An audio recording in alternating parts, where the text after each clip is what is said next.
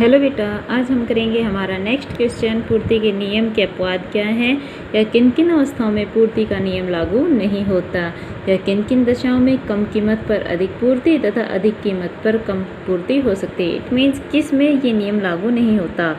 तो ये इसके हर चीज़ के दो पहलू होते हैं, तो इसके भी यही है, पॉजिटिव भी है नेगेटिव भी है। तो देखिए, कई बार कहते हैं कि हम देखते हैं कि बाज़ार में कम कीमत पर अधिक पूर्ति और अधिक कीमत पर कम पूर्ति हो जाती है। इसे पूर्ति के नियम का अपवाद कहा जाता है। पूर्ति के नियम के मुख्य अपवाद क्या हैं? नाशवान वस्तुएं। नाशवान वस्तुओं पर पूर्ति का नियम लागू नहीं होता, क्योंकि कई बार इनके विक्रेता मौसम आदि खराब होने पर कम कीमत पर भी इनकी अधिक मात्रा बेचने को तैयार हो जाते हैं, क्योंकि वो खराब हो जाएगी।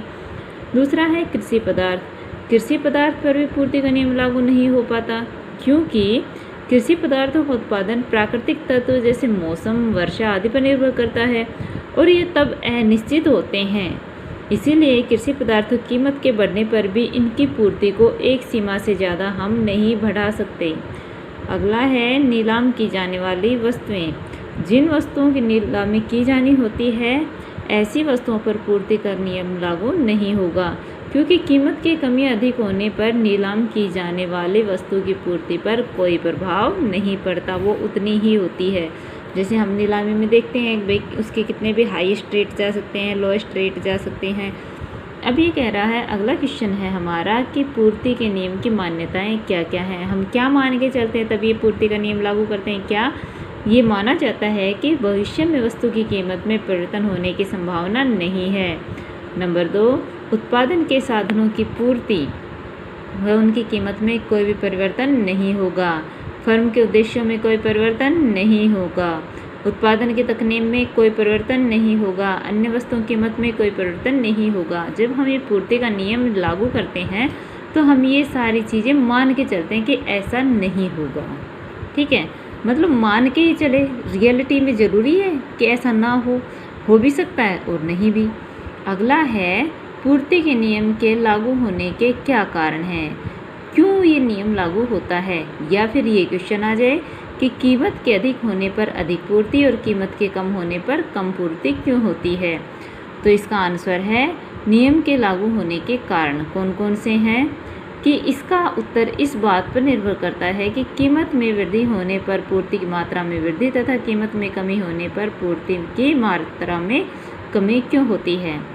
कीमत में वृद्धि होने पर पूर्ति मात्रा में वृद्धि के कारण क्या क्या हैं, कि वस्तु की कीमत के बढ़ जाने पर विक्रेता अपने स्टॉक में जमा माल को भी बिक्री के लिए प्रस्तुत करते हैं, क्योंकि वो अपना जितना भी स्टॉक हो वो सारा बेचने को तैयार रहते हैं। नंबर 2, कीमत वृद्धि होने पर अधिक लाभ की संभावना के कारण उत्पादक अपना उत्पादन बढ़ा देते हैं, ज़्यादा प्रोडक्शन करने लग जाते हैं। तीसरा है, अधिक लाभ प्राप्त करने की आशा से कुछ नई फर्में भी इस वस्तु का उत्पादन करने लग जाते हैं। भाई इसमें प्रॉफिट ज़्यादा है, मार्जिन ज़्यादा है, तो क्यों ना हम भी प्रोडक्शन करें, तो और कंपनियां भी आ जाती हैं। अब ये कह रहा है कि कीमत में कमी होने पर पूर्ति मात्रा में कमी के क्या कारण हैं।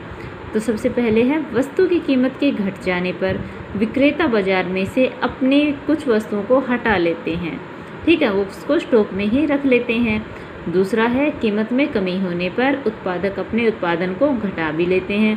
और तीसरा कारण है कि हानि के कारण कम कार्यकुशल फर्में उसका उत्पादन करना ही बंद कर देती हैं। अगला क्वेश्चन है, पूर्ति तालिका क्या होती है, सप्लाई टेबल क्या होती है, और ये कितने प्रकार की होती है।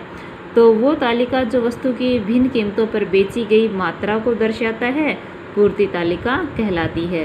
और ये दो तरह की होती है, व्यक्तिगत और बाजार, इंडिविजुअल और मार्केट सप्लाई शेड्यूल।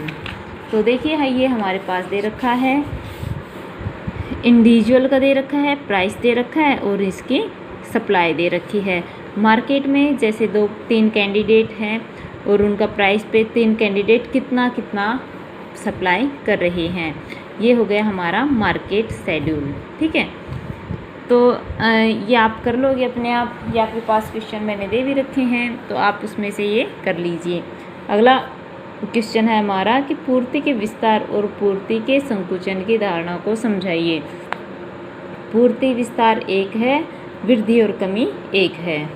तो विस्तार क्या है कि अन्य बातों के समान रहने पर वस्तु की कीमत के बढ़ने पर वस्तु की पूर्ति का बढ़ जाना पूर्ति का विस्तार कहलाता है। जैसे प्राइस 10 है तो पूर्ति 100, प्राइस 50 हो गया तो पूर्ति 500। क्या हो गया कि प्राइस के बढ़ने पर पूर्ति का बढ़ जाना पूर्ति का विस्तार कहलाता है। इसको हमने इस डायग्राम से शो कर दिया। क्या 10 रुपये प्राइस पर पूर्ति है 100 यूनिट, 50 रुपये प्राइस हो गया तो सप्लाई हो गई 500 यूनिट। इट मीन्स सप्लाई कर ये हमारा इस तरफ जा रहा है, इट मीन्स बढ़ रहा है, ऊपर की तरफ बढ़ना। ठीक है, यहाँ पे हमने सप्लाई ले रखी है, यहाँ पे हमने प्राइस ले रखा है। ऐसे ही हमारे पास दे रखा है पूर्ति का संकुचन, कंट्रैक्शन ऑफ सप्लाई। अन्य बातें समान रहने पर वस्तु की कीमत के कम होने पर वस्तु की पूर्ति का कम हो जाना, प्राइस के कम होने पर सप्लाई का कम हो जाना क्या कहलाएगा? पूर्ति का संकुचन। कैसे? प्राइस अगर 50 है तो सप्लाई 500 है, प्राइस घट के 10 हो गया तो सप्लाई 100 हो गई। देखिए अब हमारे पास ये कहाँ पहले 50 था तो सप्लाई 500 थी, अब 10 हो गया तो सप्लाई 100। इट मीन्स अब ये इधर नहीं इधर आ रहा है। इट मीन्स संकुचन कम हुआ है, ज़्यादा से कम हुआ है, ये है संकुचन। और ये है कम से ज़्यादा हुआ है, ये है विस्तार। ठीक है, अगला है हमारे पास पूर्ति में वृद्धि से क्या अभिप्राय है? वृद्धि के कारण बताइए। संकुचन विस्तार कर लिया, वृद्धि और कमी करेंगे। कीमत के समान रहने पर, इसमें क्या था? कीमत के बढ़ने पर पूर्ति बढ़ जाना, कीमत के कम होने पर पूर्ति का कम हो जाना, बढ़ना, विस्तार कम होना, संकुचन। इसमें है कीमत के समान रहने पर पूर्ति का बढ़ जाना, कीमत के कम होने पर पूर्ति का समान रहना पूर्ति में वृद्धि कहलाता है। जैसे कीमत 10 रुपये है तो पूर्ति 40 है, 10 रुपये की कीमत पर पूर्ति कितनी हो गई? 60। ठीक है, ऐसे ही कम हो जाना क्या है? कीमत 10 है तो पूर्ति 40 है, और कीमत कम हो गई तो पूर्ति सेम रह गई। ठीक है, तो उपरोक्त तालिका से पता चलता है कि कीमत के 10 रुपये ही रहने पर पूर्ति 40 से बढ़ के 60 हो जाती है, और कीमत के घटकर 8 रुपये होने पर पूर्ति 40 ही रहती है। इसे क्या कहेंगे? वृद्धि। ऐसे ही अगर रहती है तो उसको क्या कहते हैं? कमी। जैसे इसमें है हमारे पास दे रखा है, ये है प्राइस, ये क्या है? सप्लाई। प्राइस क्या है हमारे पास? 8 रुपये है, तो हमारे पास सप्लाई 40 रुपये है। ठीक है, फिर दूसरा, इसमें हमारे दोनों डायग्राम एक साथ दिखा रखे हैं, तो पहले हम पहला डायग्राम कर लें। 10 रुपये पे ही हमारे क्या है? पूर्ति 10 रुपये दे रखा है, तो 10 रुपये पे हमारी एक तो है 40 और एक है 60, तो ये हमारा पहला है सप्लाई कर्व। ठीक है, ये क्या है? पहला सप्लाई कर्व है। दूसरा हम इसमें ये देख लेते हैं कि हमारा 10 रुपये पे क्या है? 40, और 8 रुपये पे भी क्या है? 40, 8 रुपये पे भी क्या है? 40। तो ये देखिए हमारे पास 8 रुपये पे भी 40 है, यह है 10 रुपये पे 60 है, और 10 रुपये पे ही 40। तो ये हमारे दो पूर्ति कर्व बन गए, सप्लाई कर्व, एक ये एक ये।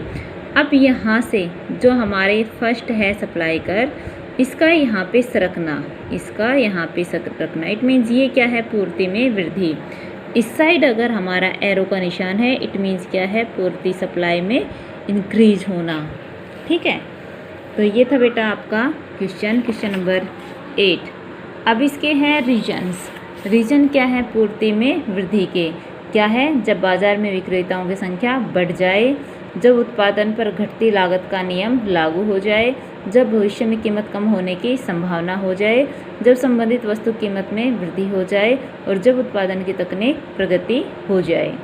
तो ये था बेटा आपका क्वेश्चन। अगर आपके पास नहीं है तो बता दीजिए मुझे जब तक जहाँ तक ध्यान है मैंने आपको ये सारे क्वेश्चंस दे दिए थे, वो ही करवा रही हूँ। उसके बाद आपको शॉर्ट क्वेश्चंस दूंगी, क्योंकि शॉर्ट क्वेश्चंस आपके 18 नंबर के आते हैं। आपके लिए मोस्ट इम्पॉर्टेंट शॉर्ट क्वेश्चंस होते हैं, लेकिन आप ये कर लीजिए क्योंकि हमें फर्स्ट पार्ट अच्छे तरह से करना है। ठीक है, तो बेटा जो भी काम दिया जा रहा है साथ के साथ करो, फिर आपके पता नहीं टेस्ट यूटी वगैरह बोझे नहीं, मैं तो टेस्ट लूँगी आपका, तो अपनी प्रिपरेशन रखिए हमेशा। Thank you.